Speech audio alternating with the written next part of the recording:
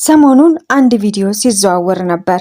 ባለማስተዋል በሰራሁት ስህተት በህይወቴ ወደ ኋላ የቀረሁ ይመስለኛል ስትል ስብር ባለ ስሜት የምትገልጽ ወጣት ሴት ቪዲዮ።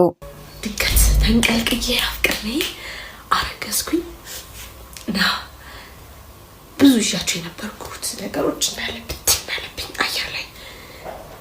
ወጣት ሴት ዛሬ ደግሞ ሌላ ሚዲያ ላይ ተጋብዛ ነቃ ቀልጠፍና ዘና ባለ ስሜት ለሌሎች ትምህርት እንዲሆን በሚመስል መልኩ ስትገልጽ ተመልክተናታል። ይቺ ሴት ዋግኽምራ ሰቆጣ ነው ተወልጄ ያደግኩት ትላለች። ድምፃዊት ቤተልሔም ሰለሞን ብዙዎቻችን በፋና ቴሌቪዥን በሚተላለፈው ፋና ላምሮት የድምፃውያን የተሰጠው ውድድር ላይ ነው የምናውቃት። ፋና ላምሮት ውድድር ላይ እስከ 5ኛ ደረጃ የአሸናፊዎች አሸናፊ ውድድር ላይም እስከ መካፈል እንደደረሰች ትናገራለች። ቤተሰቦቿ ተለያይተው ነው የሚኖሩት። እናቷ በብዙ ድካም ልጆቿን የምታሳድግ እናት እንደሆነች ትገልጻለች።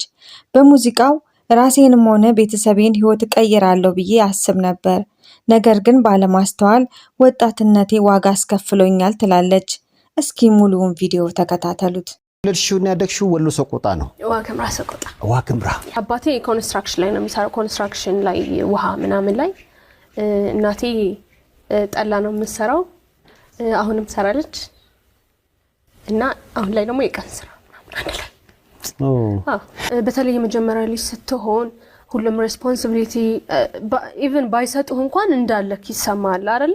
ሁሉም የመጀመሪያ ልጅ እንደዛ ነው። እኔ እንደዛ ነው ማምነው። ዩኒቨርሲቲም እየሰራው ነበር መማራው። ብዙ ጊዜ አይተሽ እንደሆነ በምቾት ውስጥ ማደግ ነው በአብዛኛው ለስተት የሚያጋልጣል።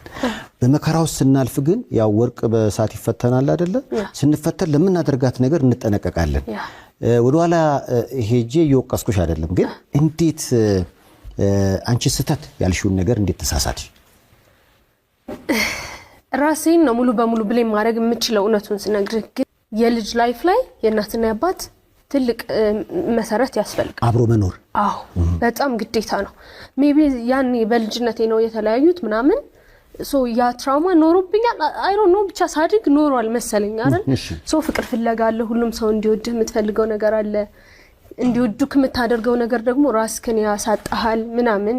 በዛ ላይ ልጅነት፣ ወጣትነት፣ ከማናንሳለው ባይነት ምናምን እሱ ይመስለኛል ብዙ ስህተት እንድሳሳት ያደረገኝ እሱ ይመስለኛል።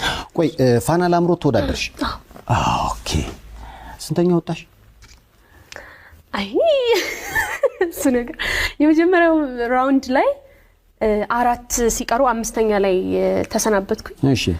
ከዛ አሸናፊ ገባው። ብዙም አልሄድኩም። 3 ራውንድ ምናምን ሄጄ ከዛ በቃ